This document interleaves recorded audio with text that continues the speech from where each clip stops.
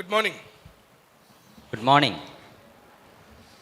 Again, another day to begin with, and it's a nice time to see all of you. மீண்டுமாக இன்னொரு நாளிலே உங்கள் எல்லாரையும் பார்க்கிறதிலே நான் மிகுந்த சந்தோஷமுடையவனாக இருக்கிறேன். God has been very gracious to all of us through the past years. கடந்த அநேக ஆண்டுகளாக கர்த்தர் நம் ஒவ்வொருவருக்கும் மிகவும் கிருபையுள்ளவராகவே அவர் இருந்திருக்கிறார். And let us be thankful to God for who He is and what He has done.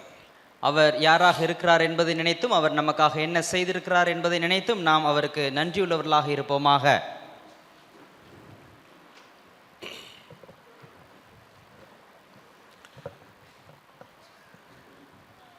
The camp verse is Matthew chapter 5 verses 15 and 16. இந்த முகாமினுடைய கருப்பொருள் வசனம் அது மத்தேயு 5ஆம் அதிகாரத்தில் அது நாம் 16வது வசனத்தில் நாம் பார்க்கிறோம். What it says is, God wants others to see our good works and praise God. இங்கே சொல்லுகிற அந்த விஷயம் என்னவென்றால், நம்முடைய நற்கிரியைகளை மற்றவர்கள் காண வேண்டும் என்றும் கண்டு தேவனை அவர்கள் மகிமைப்படுத்த வேண்டும் என்று சொல்லப்பட்டிருக்கிறது. So yesterday we summarized how we are going to study this theme. இந்த விஷயத்தை பற்றி நாம் எப்படி படிக்க போகிறோம் என்கிறதை பற்றி நான் நேற்றைய தினத்திலே சொன்னேன். Yesterday was our introductory section. நேற்றைய தினத்திலே தான் இந்த அறிமுக செய்தியாக இருந்தது. We discussed the basic doctrine of faith and works. நாம் விசுவாசம் மற்றும் நற்கிரியைகளை குறித்த அடிப்படை உபதேசத்தை நாம் கற்றுக்கொண்டோம். We discussed two main things. நாம் ரெண்டு முக்கிய விஷயங்களை பற்றி நாம் பேசினோம். First, முதலாவது, faith without works is dead faith. கிரியைகள் இல்லாத விசுவாசம் அது செத்த விசுவாசம். So if you say you have faith, நீங்கள் உங்களுக்கு விசுவாசம் உண்டென்று சொல்லியும் but if you don't have good works, உங்களிடத்திலே நற்கிரியைகள் இல்லை என்றால், then there is only one question. அப்பொழுது ஒரே ஒரு கேள்வி மாத்திரம் மிஞ்சும். Are you really saved? உண்மையிலேயே நீ ரட்சிக்கப்பட்டவரா? The second thing we discussed yesterday was, நாம் நேற்றைய தினத்திலே பேசின இரண்டாவது விஷயம் என்னவென்றால், what can we do? What is the one thing that motivates us to have good works? நாம் நற்கிரியைகள் செய்கிறதற்கு நம்மை உற்சாகம் அளிக்கக்கூடிய விஷயம் எதுவாக இருக்கும்? From book of Proverbs we discussed that only the fear of God that can help you to stay away from evil. நாம் நீதிமொழிகள் புத்தகத்திலிருந்து நாம் அதை கற்றுக்கொண்டோம். கர்த்தருக்கு பயப்படுகிற பயம்தான் நாம் நற்கிரியைகள் செய்யும்போது தீமை நின்று நம்மை அது காத்துக்கொள்ளும். Today we are going to see what does God want others to see in us. இன்றைக்கு நாம் பார்க்க போகிற விஷயம், நம்மிடத்திலிருந்து மற்றவர்கள் எதை காண வேண்டும் என்று தேவன் விரும்புகிறார். In the next main section, அடுத்த முக்கிய செய்தியிலே we will study what we want to show people. நாம் மற்றவர்களுக்கு நாம் எதை காட்ட விரும்புகிறோம் என்று நாம் பேச போகிறோம். And finally on the third main session, கடைசியிலே அந்த மூன்றாவது முக்கிய செய்தியிலே we will discuss on what God wants to see in us. நாம் தேவன் நம்மிடத்திலிருந்து எதை காண விரும்புகிறார் என்று பார்ப்போம். So today we are going to discuss about what does God wants others to see in us. இன்றைக்கு நாம் பார்க்க போகிற விஷயம், மற்றவர்கள் நம்மிடத்திலிருந்து எதை காண தேவன் விரும்புகிறார் என்று. You cannot live in this world alone. நீங்கள் இந்த உலகத்திலே தனிமையாக வாழ்ந்து விட முடியாது. You have to move with people. நீங்கள் மற்ற ஜனங்களோடு கூட தான் நீங்கள் கலந்து செல்ல வேண்டும். So what does God wants others to see you? ஆகவே மற்றவர்கள் உங்களிடத்திலிருந்து எதை காண விரும்புகிறார் என்று தேவன் விரும்புகிறார்? God is not looking for others to see your money, உங்களுடைய பணத்தை மற்றவர்கள் பார்க்க வேண்டும் என்று தேவன் விரும்பவில்லை.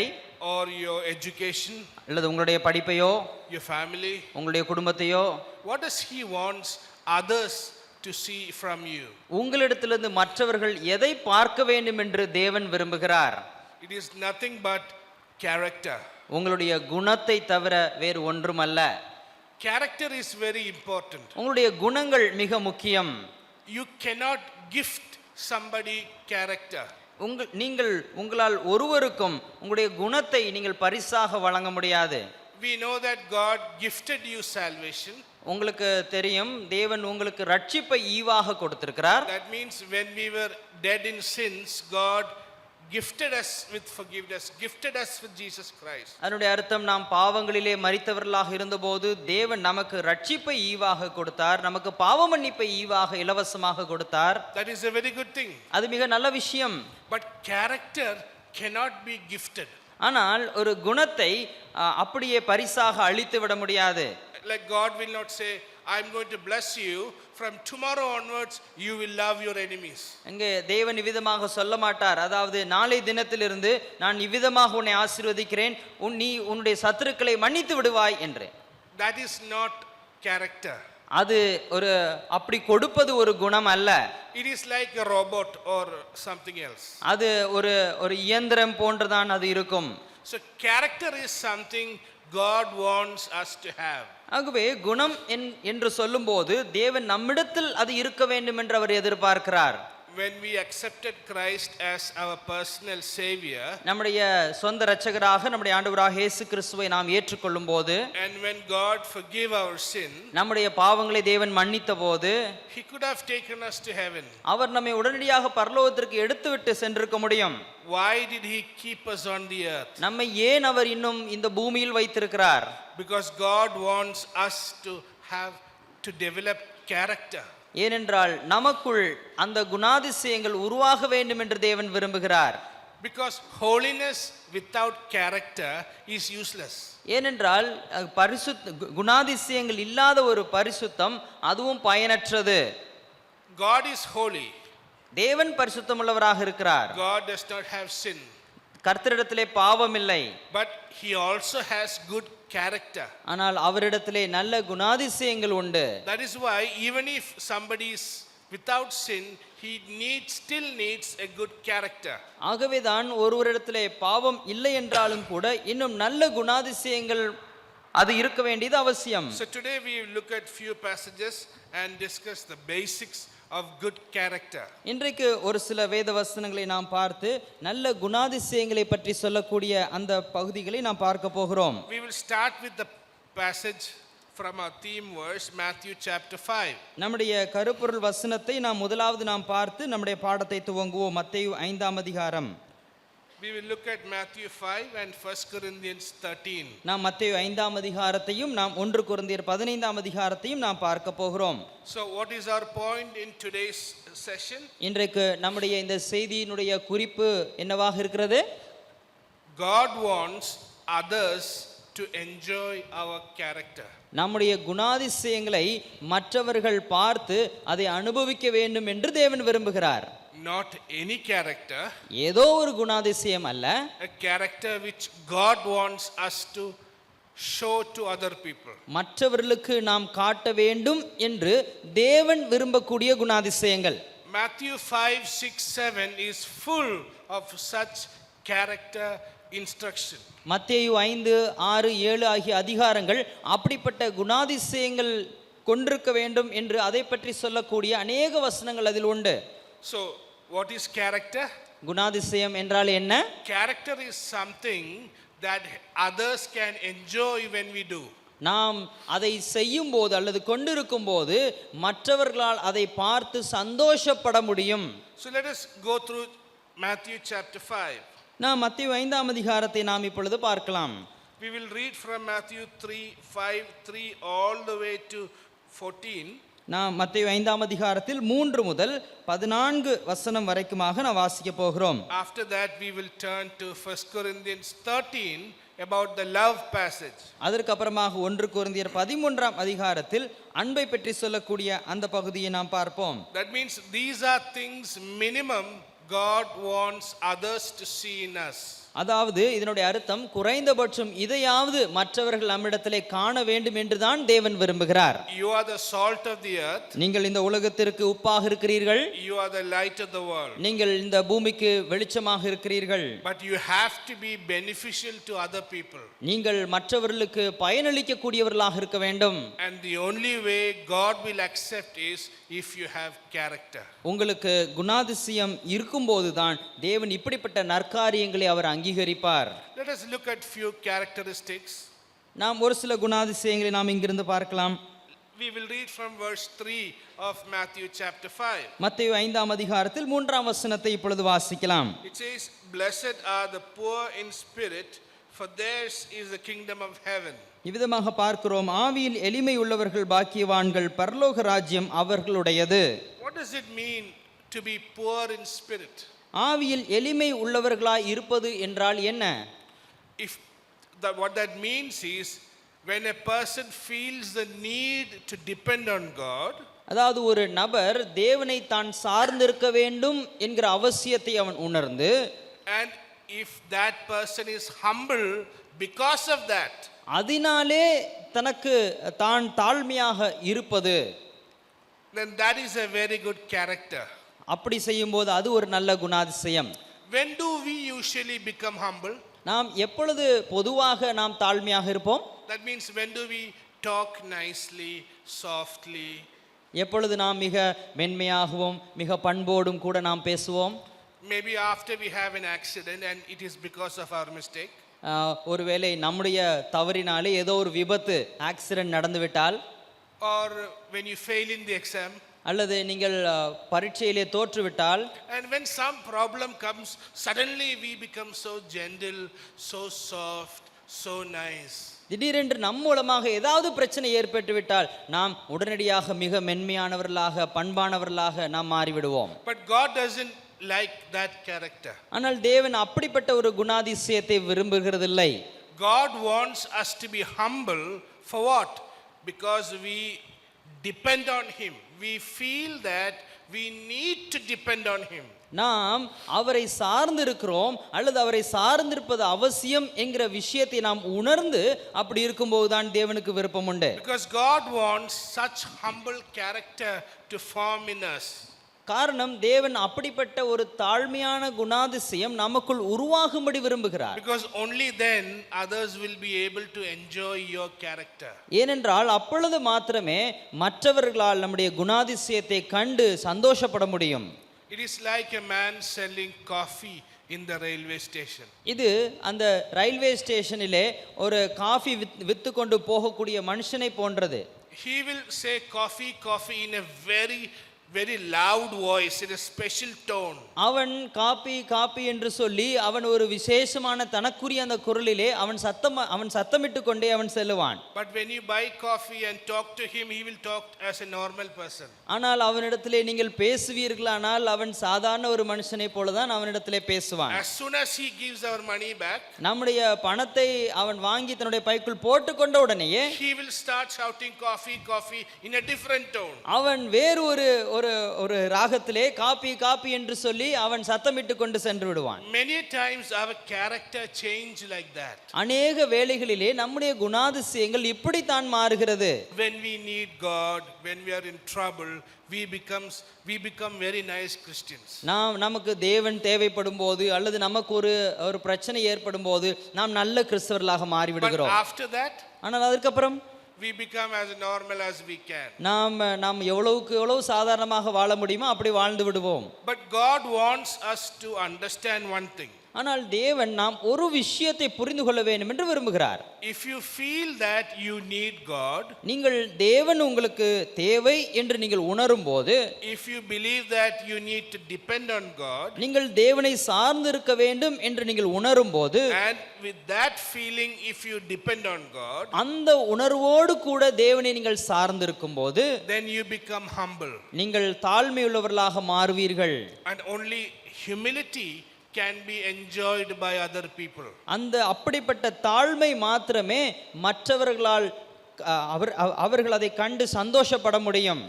If you are proud, others cannot enjoy your pride. நீங்கள் பெருமையுள்ளவர்களாக இருந்தால் அந்த பெருமையை மற்றவர்கள் கண்டு சந்தோஷப்பட முடியாது. If you are an angry person, others cannot enjoy your anger. நீங்கள் ஒரு கோபப்படுகிறவர்களாக இருந்தால் மற்றவர்களால் அந்த கோபத்தை கண்டு சந்தோஷப்பட முடியாது. If you are a liar, others cannot enjoy your lie. நீங்கள் பொய் சொல்லுகிறவர்களாக இருந்தால் மற்றவர்களால் அந்த பொய்யை கண்டு சந்தோஷப்பட முடியாது. The only way others can enjoy your character is when you are humble. நீங்கள் தாழ்மையுள்ளவர்களாக இருந்தால் மாத்திரமே மற்றவர்களால் உங்களுடைய குணாதிசயங்களை கண்டு சந்தோஷமடைய முடியும். That is why God says, "Blessed are you if you depend on God. ஆகவேதான் ஆண்டவர் சொல்லுகிறார், நீங்கள் தேவனிடத்திலே சார்ந்தவர்களாக இருந்தால் நீங்கள் பாக்கியவான்கள். Verse 4. 4வது வசனம், Blessed are those who mourn, for they shall be comforted. துயரப்படுகிறவர்கள் பாக்கியவான்கள், அவர்கள் ஆறுதல் அடைவார்கள். It doesn't mean that if you cry all the time, God will comfort you. அதனுடைய அர்த்தம் இதுவல்ல, நீங்கள் எப்பொழுதும் அழுது கொண்டே இருந்தால் தேவன் வந்து உங்களை தேற்றுவார் என்று. What that means is, இதனுடைய அர்த்தம் என்னவென்றால், in your relationship with God and other people, தேவனோடு கூட அல்லது மற்றவர்களோடு கூட உள்ள உங்களுடைய உறவிலே, when you resist taking revenge, நீங்கள் பழிவாங்குதலை தவிர்த்து நிற்கும்போது, when you resist doing bad things and you end up mourning for your sins or some problem, நீங்கள் தீங்கு செய்வதற்கு நீங்கள் அதை செய்யாமல் நீங்கள் நின்று உங்களுடைய பாவங்களை குறித்த ஒரு துயரமும் துக்கமும் உங்களுக்கு ஏற்படும் போது, then God says, blessed are you. அப்பொழுது கர்த்தர் சொல்கிறார், நீங்கள் பாக்கியவான்கள். Because God is going to comfort you. காரணம் தேவன் உங்களை அவர் தேற்றப் போகிறார். How can others enjoy that? மற்றவர்களால் எப்படி அதை கண்டு சந்தோஷப்பட முடியும்? When God comforts you, தேவன் உங்களை தேற்றும் போது, and you see other people in trouble, நீங்கள் மற்றவர்கள் கஷ்டத்தில் இருக்கிறதை நீங்கள் காணும் போதும், you will be able to go and comfort them. நீங்கள் போய் அவர்களுக்கு ஆறுதல் அளிக்க முடியும். This is how others are able to enjoy, because you depended on God in pain. நீங்கள் அந்த வேதனையின் போது தேவனை சார்ந்து இருந்தபடியினாலே நீங்கள் அளிக்கும் ஆறுதல் மற்றவர்கள் அதை கண்டு சந்தோஷம் அடைய முடியும். The 5th verse, blessed are the meek, for they shall inherit the earth. 5வது வசனத்தில் பார்க்கிறோம், சாந்த குணமுள்ளவர்கள் பாக்கியவான்கள், அவர்கள் பூமியை சுதந்தரித்துக் கொள்வார்கள். And again, that is a character of meekness which others can enjoy. மீண்டுமாக இன்னொரு குணாதிசயத்தை நாம் பார்க்கிறோம், மற்றவர்கள் கண்டு சந்தோஷம் அடையும் அந்த சாந்த குணம். 6. 6வது, blessed are those who hunger and thirst for righteousness, for they shall be filled. நீதியின் மேல் பசிதாகம் உள்ளவர்கள் பாக்கியவான்கள், அவர்கள் திருப்தி அடைவார்கள். What does that mean, to be hungry and thirsty for righteousness? நீதியின் மேல் பசிதாகம் இருக்க வேண்டும் என்று சொன்னால் என்ன அர்த்தம்? That means they may be facing lot of injustice. அதனுடைய அர்த்தம், ஒருவேளை அவர்கள் ஏராளமான அநியாயங்களை அவர்கள் சந்தித்துக் கொண்டிருப்பார்கள். And they are waiting for the righteousness to happen. அவர்கள் நீதி கிடைக்க வேண்டும் என்று சொல்லி காத்து கொண்டிருப்பார்கள். And they are waiting for God's intervention. அங்கே தேவன் வந்து இடைப்பட வேண்டும் என்று காத்து கொண்டிருப்பவர்கள். And God says, blessed are you. கர்த்தர் சொல்லுகிறார், நீங்கள் பாக்கியவான்கள். Because when you wait like that for God, காரணம், அப்படி கர்த்தருக்காக நீங்கள் காத்து கொண்டிருக்கும் போது, you will be able to help others who are waiting for God. மற்றவர்கள் அப்படிப்பட்ட நிலையிலே கர்த்தருக்காக காத்து கொண்டிருக்கிறவர்களுக்கு நீங்கள் ஆறுதல் அளிக்க முடியும். They are able to enjoy your character. உங்களுடைய குணாதிசயத்தை கண்டு அவர்கள் அனுபவிக்க முடியும். Verse 7. 7வது வசனம், blessed are the merciful, for they shall obtain mercy. இரக்கமுள்ளவர்கள் பாக்கியவான்கள், அவர்கள் இரக்கம் பெறுவார்கள். That means God likes us to be merciful. அதனுடைய அர்த்தம், நாம் இரக்கமுள்ளவர்களாக இருக்க வேண்டும் என்று தேவன் விரும்புகிறார். That means God wants others to enjoy when we show mercy. அதனுடைய அர்த்தம், நாம் இரக்கத்தை காண்பிக்கும் போது அதை தேவன் கண்டு அவர் சந்தோஷம் அடைகிறார். See, look at the list. This is the only way others are able to enjoy your character. There is no other way. பாருங்கள், இங்கே உள்ள பட்டியலை நீங்கள் பார்த்தால், இதை நாம் காட்டும் பொழுது மாத்திரமே மற்றவர்களுக்கு அதை கண்டு அவர்கள் பயனடைய முடியும். வேறு எந்த வழியும் இல்லை. Verse 8. 8வது வசனம், blessed are the pure in heart, for they shall see God. இருதயத்தில் சுத்தமுள்ளவர்கள் பாக்கியவான்கள், அவர்கள் தேவனை தரிசிப்பார்கள். Again it talks of your purity of heart, மீண்டுமாக உங்களுடைய இருதய சுத்தத்தை குறித்து இங்கே பேசுகிறது, which others can enjoy. அங்கே மற்றவர்கள் அதை கண்டு பயனடைய முடியும். Imagine you are a wicked person. பாருங்கள், நீங்கள் ஒரு துன்மார்க்கமான மனுஷராக இருந்தால், you cheat always. நீங்கள் எப்பொழுதும் ஏமாற்றுகிறவர்களாக இருந்தால், will others be able to enjoy your character? உங்களுடைய அப்படிப்பட்ட குணாதிசயத்தை கண்டு மற்றவர்கள் சந்தோஷம் அடைய முடியுமா? No. இல்லை. You are the salt of the earth. நீங்கள் இந்த பூமிக்கு நீங்கள் உப்பாக இருக்கிறீர்கள். You are the light of the world. உலகத்துக்கு வெளிச்சமாக இருக்கிறீர்கள். And God wants others to see your good works and praise the Lord. உங்களுக்குள் இருக்கக்கூடிய நற்கிரியைகளை கண்டு மற்றவர்கள் தேவனை துதிக்கும்படி அது இருக்க வேண்டும். Unless and until you change your character like this, இப்படிப்பட்ட நிலைமையிலே உங்களுடைய குணாதிசயங்களை நீங்கள் மாற்றிக்கொண்டால் ஒழிய others will not be able to enjoy your character and praise God. உங்களுடைய குணாதிசயங்களை மற்றவர்கள் கண்டு பயனடைந்து சந்தோஷப்பட்டு தேவனை துதிக்க முடியாது. If you are not humble, if you are not merciful, if you are not pure in heart, then the other characters are not useful. நீங்கள் தாழ்மையுள்ளவர்களாகவும் இரக்கமுள்ளவர்களாகவும் இருதயத்தில் சுத்தமுள்ளவர்களாகவும் இல்லை என்றால் மற்றவர்களுக்கு உங்களுடைய குணத்தில் எந்த ஒரு பயனும் இல்லை. Verse 9. 9ஆம் வசனம், Blessed are the peacemakers. சமாதானம் பண்ணுகிறவர்கள் பாக்கியவான்கள். You know that is one quality that is very rare today. பாருங்கள், இந்த ஒரு குணாதிசயம் இன்றைக்கு மிகவும் அரிதாகத்தான் இருக்கிறது. Sometimes when two people are fighting, one person will want to increase the fight. சில நேரத்தில் ரெண்டு பேர் சண்டை போட்டுக் கொண்டிருந்தால் ஒருவர் போய் அவருடைய சண்டையை இன்னும் அதிகரித்து விட பண்ணுகிறார். They will say அவனை விடக்கூடாது. அவர் சொல்றார் அவனை விடாதீங்க அப்படின்னு. They will want to increase the fight and fight and fight and get destroyed. பாருங்கள், அப்படிப்பட்ட சண்டையை இன்னும் அதிகமாக தூண்டிவிட்டு அந்த அழிவை அவர்கள் காணும்படி விரும்புகிறார்கள். Others will want to keep peace so that they will get something. அங்கே இன்னும் ஒரு சிலர் சமாதானமாக இருக்கும்படி அவர்கள் முயற்சி செய்கிறார்கள். காரணம், அவர்களுக்கு ஏதாவது ஆதாயம் கிடைக்கும் என்பதற்காக. People come in the name of peace with different intentions. பலவிதமான நோக்கங்களோடு சமாதானத்தை கொண்டு வருகிறேன் என்று ஜனங்கள் சொல்லுகிறார்கள். But unless and until we are peacemakers according to God's word, ஆனால் தேவனுடைய வார்த்தையின்படி நாம் சமாதானம் பண்ணுகிறவர்களாக இல்லை என்றால், through sacrifice, through love, through mercy and through truth, தியாகத்தின் மூலமாக, அன்பின் மூலமாக, சத்தியத்தின் மூலமாக அப்படி செய்யவில்லை என்றால், then it says, then if you are peacemakers, you shall be called the sons of God. நீங்கள் அப்படி சமாதானம் பண்ணுகிறவர்களாக இருந்தால் நீங்கள் தேவனுடைய புத்திரர் என்று எண்ணப்படுவீர்கள். If you say you are a believer and you have no such qualities, then what kind of a believer are you? நீங்கள் விசுவாசிகள் என்று சொல்லியும் இப்படிப்பட்ட எந்த ஒரு குணாதிசயம் இல்லை என்றால் நீங்கள் எப்படிப்பட்ட விசுவாசிகளாக நீங்கள் இருக்கிறீர்கள்? Because if God wants others to enjoy your character, and these are the characters you need to start with. தேவன் உங்களுடைய அந்த குணாதிசயங்கள் மற்றவர்கள் காணும்படி விரும்புகிறார் என்று சொன்னால் நீங்கள் இப்படிப்பட்ட குணாதிசயத்திலிருந்து உங்களுடைய வாழ்க்கையை துவங்க வேண்டும். Then verse 10, which a character which a lot of people will see. அப்புறம் 10ஆம் வசனத்தில் வரக்கூடிய இந்த குணாதிசயம் ஏராளமான பேர் காணக்கூடிய விசுவாசம். It says, குணாதிசயம். Blessed are those who are persecuted for righteousness, for theirs is the kingdom of heaven. நீதி நிமித்தம் துன்பப்படுகிறவர்கள் பாக்கியவான்கள், பரலோக ராஜ்யம் அவர்களுடையது. When you are persecuted, when you are suffering, a lot of people will see. நீங்கள் துன்பப்படும் போது, பாடு அனுபவிக்கும் போது ஏராளமான பேர் உங்களை காண்பார்கள். It is explained in verse 11. அது 11ஆம் வசனத்தில் அது விளக்கப்பட்டிருக்கிறது. Blessed are you when they revile and persecute you and say all kinds of evil against you falsely for my sake. Rejoice and be exceedingly glad, for great is your reward in heaven. என் நிமித்தம் உங்களை நிந்தித்து துன்பப்படுத்தி பலவித தீமையான மொழிகளையும் உங்கள் பேரில் பொய்யாய் சொல்வார்களானால் பாக்கியவான்களாய் இருப்பீர்கள். சந்தோஷப்பட்டு களி கூறுங்கள், பரலோகத்தில் உங்கள் பலன் மிகுதியாயிருக்கும். So what God is saying is, when you go through suffering and pain, பாருங்கள், ஆண்டவர் சொல்ல வருகிறது, நீங்கள் பாடுகளையும் வேதனைகளையும் அனுபவிக்கும் போது lot of people are going to see that. ஏராளமான பேர் அதை காண இருக்கிறார்கள்.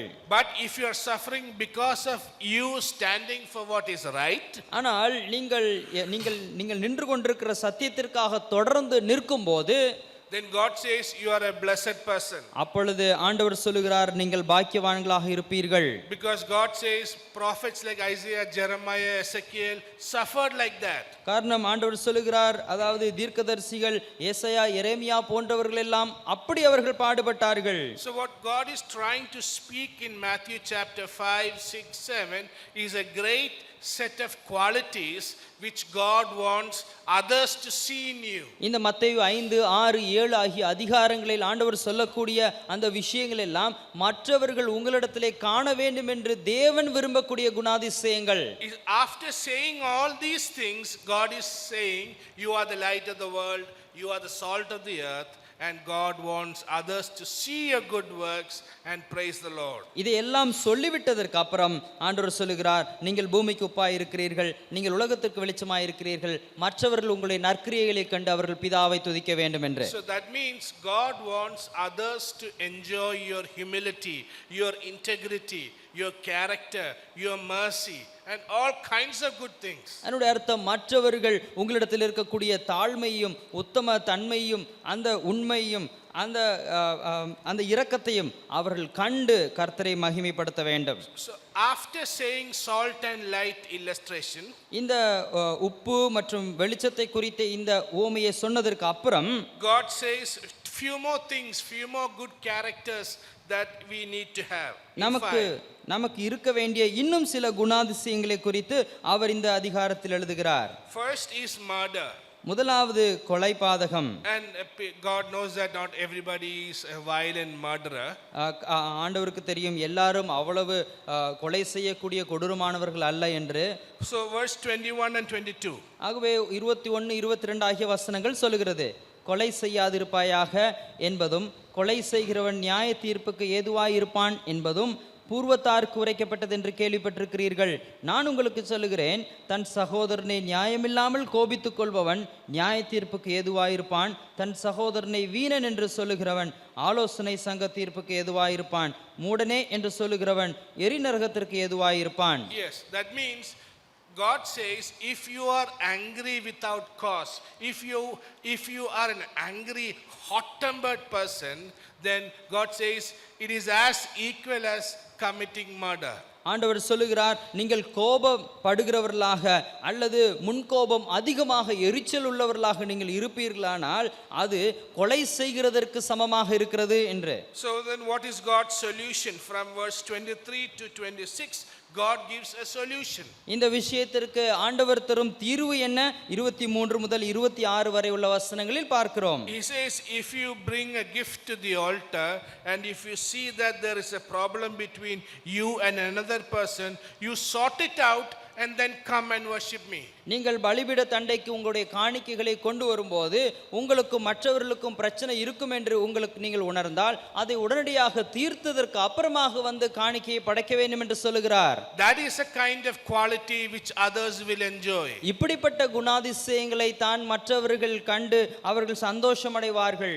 Imagine you are such kind of a good person. ஒருவேளை இப்படிப்பட்ட நல்ல மனிதர்களாக நீங்கள் இருக்கிறீர்கள் என்று வைத்துக்கொள்வோம். You realize that there is a problem with another person, so you go to that person to solve it. நீங்கள் மற்றவர்களோடு உங்களுக்கு ஒரு பிரச்சனை இருக்கிறது என்று உணர்கிறீர்கள், உடனடியாக நீங்கள் போய் அதை தீர்க்கிறீர்கள் என்று வைத்துக்கொள்வோம். But sometimes that person will not agree. சில நேரத்திலே அந்த நபர் அதை ஒத்துக்கொள்ள மாட்டார்.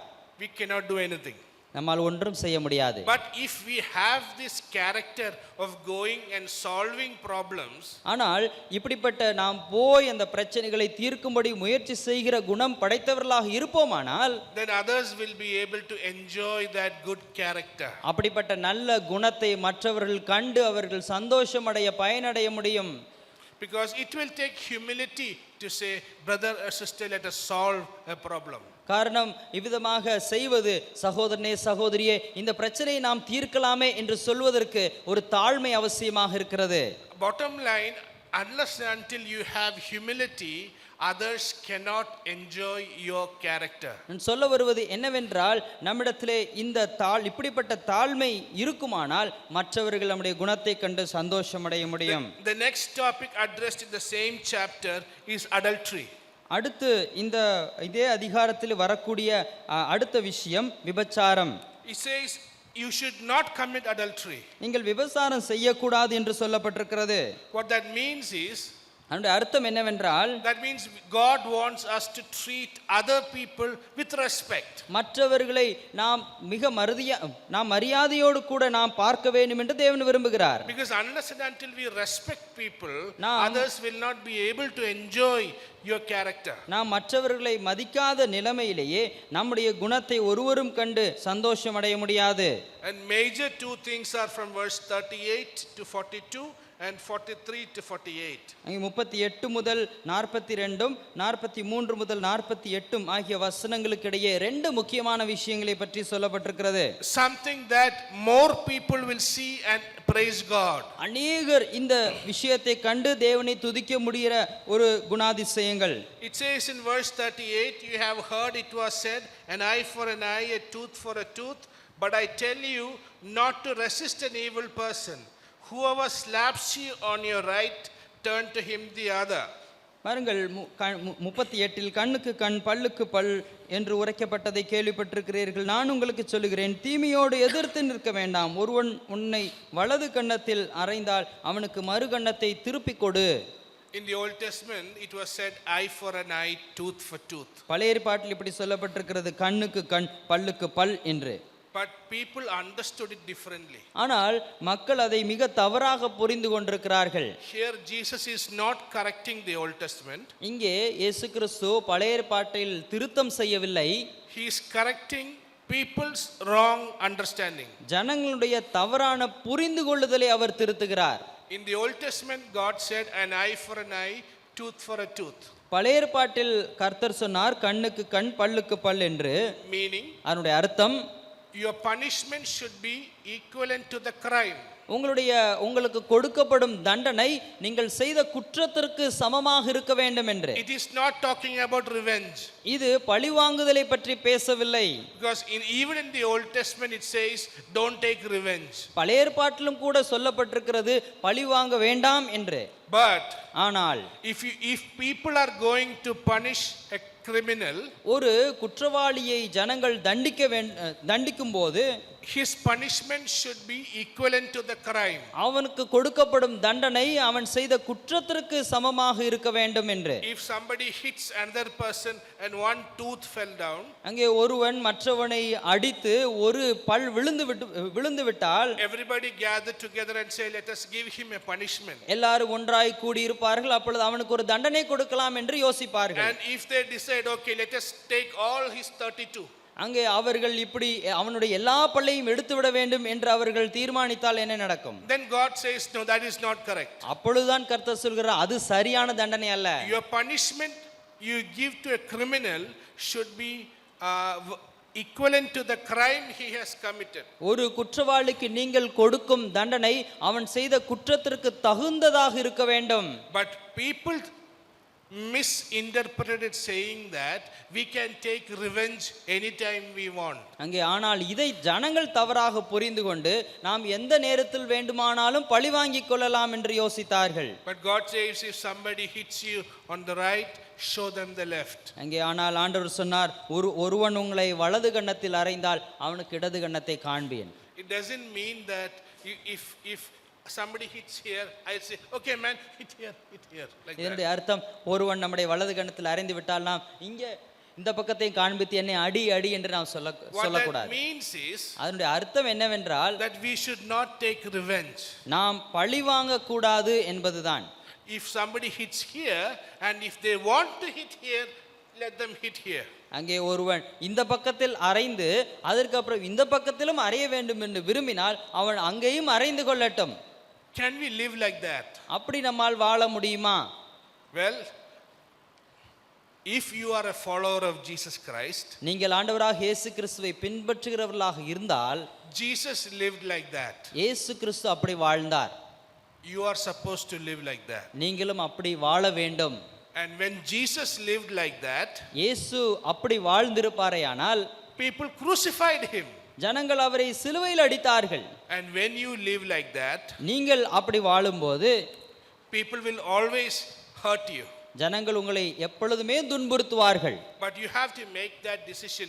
Do you want to live like Jesus Christ? ஆனால் நீங்கள் ஒரு தீர்மானம் எடுக்க வேண்டும். நீங்கள் இயேசு கிறிஸ்துவை போல் வாழ விரும்புகிறீர்களா என்று. If you say you are a follower of Jesus Christ, நீங்கள் இயேசு கிறிஸ்துவை பின்பற்றுகிறவர்கள் என்று நீங்கள் உங்களை குறித்து சொல்லும்போது, where is your works? உங்களுடைய கிரியைகள் எங்கே? If you take revenge, others cannot enjoy the character of Jesus. நீங்கள் பழி வாங்கினால் மற்றவர்கள் உங்களிடத்திலே இயேசு கிறிஸ்துவின் குணாதிசயத்தை பார்க்க முடியாது. People will say, oh, Jesus was a very humble person, but that Christian, he is a porali, tyagi, like that.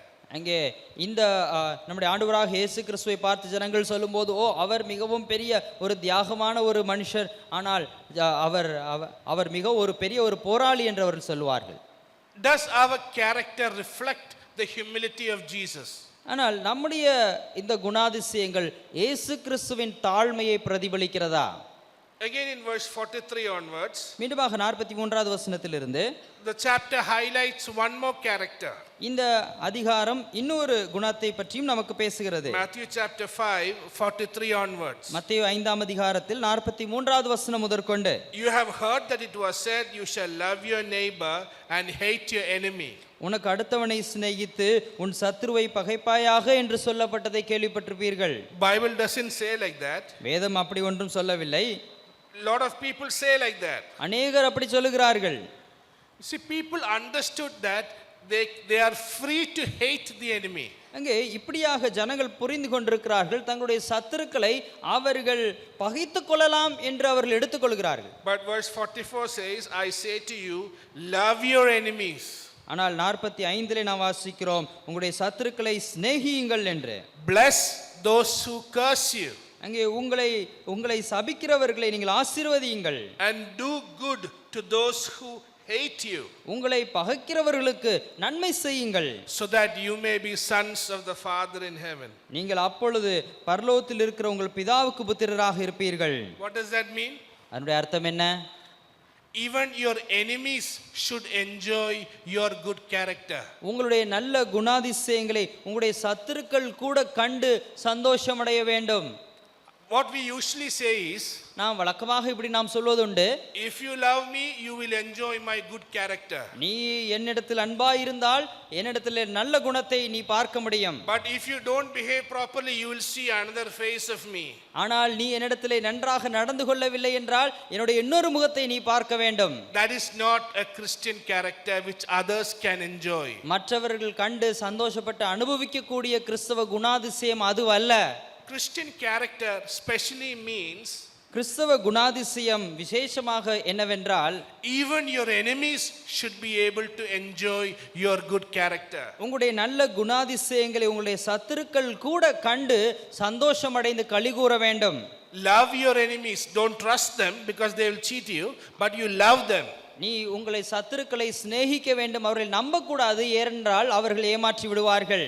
Meaning, if somebody is stealing money or cheating you, அதனுடைய அர்த்தம், ஒருவர் அவர் ஏமாற்றுகிறவராக அல்லது அவர் திருடுகிறவராக இருப்பாரானால், then God doesn't want you to blindly trust him. அவரை மிக கண்மூடித்தனமாக நம்ப வேண்டும் என்று தேவன் விரும்பவில்லை. Because God is a God of wisdom. காரணம், தேவன் ஞானமுள்ள தேவன். So, but God wants us to love them. ஆனால் தேவன் அவர்களை நீங்கள் நேசிக்க வேண்டும் என்று விரும்புகிறார். Next one, bless those who curse you. அடுத்த விஷயம், உங்களை சபிக்கிறவர்களை ஆசீர்வதியுங்கள். Which is very difficult. அது மிகவும் கடினம். I remember praying for my enemies long time back. அநேக காலங்களுக்கு முன்பாக என்னுடைய சத்துருக்களுக்காக நான் ஜெபிக்கிறது எனக்கு ஞாபகத்தில் இருக்கிறது. First 2-3 prayer was very easy. முதல் 2-3 முறை ஜெபிப்பது மிகவும் எளிமை. Because it was like, Lord bless my enemies please. Amen. ஆண்டவரே என்னுடைய சத்துருக்களை நீங்கள் ஆசீர்வதிங்கள், ஆமென். But after some time I really started praying for them and I couldn't pray because I was so sad that God will bless them. அங்கே அதற்கு அடுத்து மீண்டுமாக ஜெபிக்க முயற்சி செய்யும் போது எனக்கு மிகவும் நான் அதை மிகவும் கஷ்டமாக உணர்ந்தேன், துயரமாக நான் இருந்தேன். காரணம், தேவன் அவர்களை ஆசீர்வதித்து விடுவாரோ என்று எண்ணி. But what does God say? ஆனால் ஆண்டவர் என்ன சொல்கிறார்? God says in verse 46, 46வது வசனத்தில் ஆண்டவர் சொல்கிறார், if you love those who love you, உங்களை சிநேகிக்கிறவர்களையே நீங்கள் சிநேகித்தால் what is the reward? அதற்கு பலன் என்ன? Even tax collectors do the same. ஆயக்காரரும் அப்படி செய்கிறார்கள் அல்லவா? If you greet your own brothers, உங்கள் சகோதரரை மாத்திரம் வாழ்த்துவீர்களானால், even tax collectors do that. ஆயக்காரரும் அப்படி செய்கிறார்கள் அல்லவா? So unbelievers will love only good people. அவிசுவாசிகள் நல்ல ஜனங்களை மாத்திரம் அவர்கள் நேசிக்கிறார்கள். But if you are the child of God, ஆனால் நீங்கள் தேவனுடைய பிள்ளையாக இருந்தால் you should bless your enemies and pray for them. நீங்கள் உங்களுடைய சத்துருக்களை ஆசீர்வதிக்க வேண்டும், அவர்களுக்காக ஜெபிக்க வேண்டும். This passage again says, இந்த பகுதி மீண்டும் சொல்கிறது verse 45, 45வது வசனத்தில் God gives sunlight தேவன் to good people and bad people. அங்கே கர்த்தர் தீயோர் மேலும் நல்லோர் மேலும் தமது சூரியனை உதிக்க பண்ணுகிறார். He also sends rain to good people and bad people. அதே போல நல்லவர்களுக்கும் தீயவர்களுக்கும் தேவன் மழையை கொடுக்கிறார் என்றும் நாம் வாசிக்கிறோம். So Jesus is trying to teach that even your enemies should be able to enjoy your good character. அங்கே இயேசு கிறிஸ்து அவர்களுக்கு கற்றுக் கொடுக்க போதிக்க முயற்சி செய்கிறது என்னவென்றால் உங்களுடைய சத்துருக்கள் கூட உங்களுடைய நல்ல குணாதிசயங்களை கண்டு அவர்கள் பயனடைய வேண்டும். So the point is, if your character is like this, ஆகவே சொல்ல வருகிறது என்னவென்றால் உங்களுடைய குணாதிசயங்கள் இப்படிப்பட்டவைகளாக இருந்தால், even if you treat your enemies nicely, உங்களுடைய சத்துருக்களை நீங்கள் நல்ல நிலைமையிலே நடத்தினால் கூட, then among the normal people your character will be so excellent that they will praise God. அங்கே சாதாரண மக்கள் உங்களை காணும்போது உங்களுடைய குணாதிசயத்தை கண்டு அவர்கள் தேவனை மகிமைப்படுத்துவார்கள். You are the salt of the earth. நீங்கள் இந்த பூமிக்கு உப்பாக இருக்கிறீர்கள். You are the light of the world. நீங்கள் உலகத்திற்கு வெளிச்சமாக இருக்கிறீர்கள். Your character should be enjoyed by other people. உங்களுடைய குணாதிசயங்களை மற்றவர்கள் கண்டு பயனடைய வேண்டும். That is what God wants us to live through.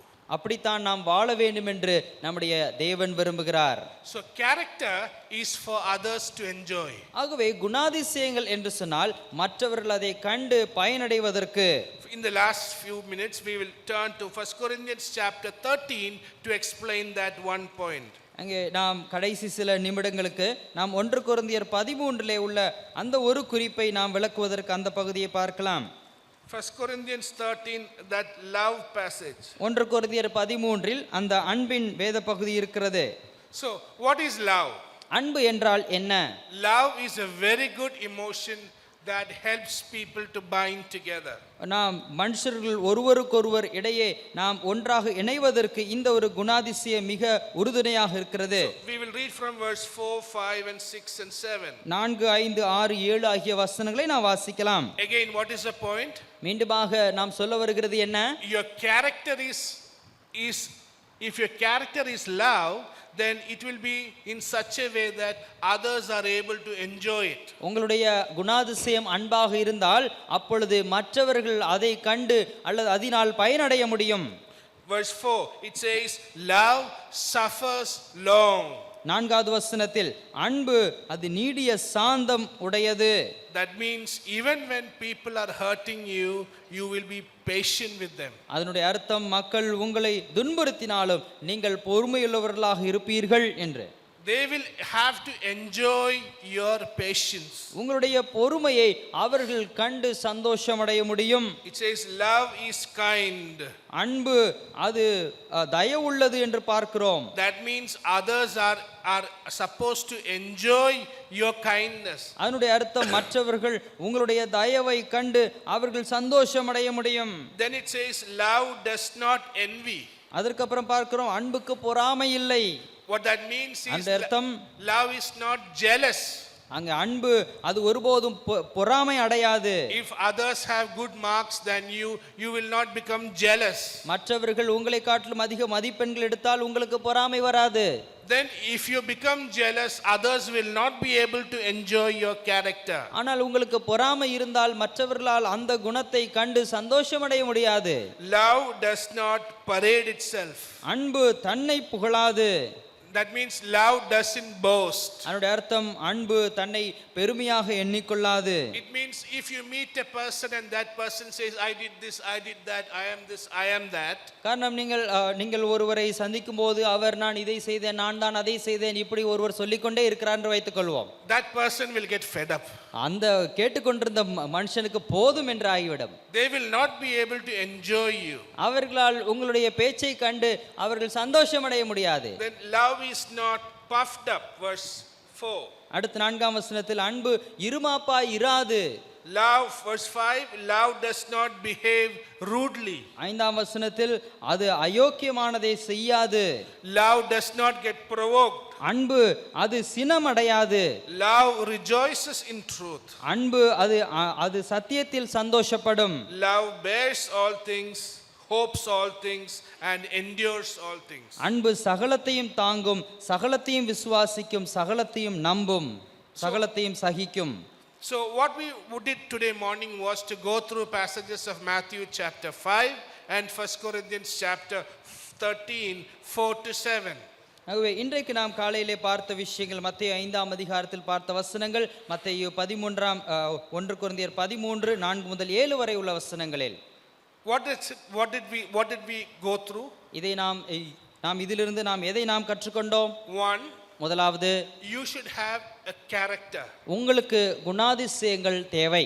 Without character, your actions have no value. உங்களுக்கு குணாதிசயங்கள் இல்லாத நிலைமையிலே உங்களுடைய செயல்பாடுகளுக்கு எந்த ஒரு மதிப்பும் இல்லை. God wants others to see your character. மற்றவர்கள் உங்களுடைய குணாதிசயங்களை பார்க்க வேண்டும் என்று தேவன் விரும்புகிறார். God also wants others to enjoy your character. மற்றவர்கள் உங்களுடைய குணாதிசயத்தை கண்டு சந்தோஷமடைந்து அவர்கள் பயனடைய வேண்டும் என்று தேவன் விரும்புகிறார். What kind of character can others enjoy? மற்றவர்கள் எப்படிப்பட்ட குணாதிசயங்களை கண்டு பயனடைய முடியும்? Others can enjoy you only if you are humble. நீங்கள் தாழ்மையுள்ளவர்களாக இருந்தால் மாத்திரமே மற்றவர்கள் பயனடைய முடியும். If you are loving, if you are merciful, if you are kind.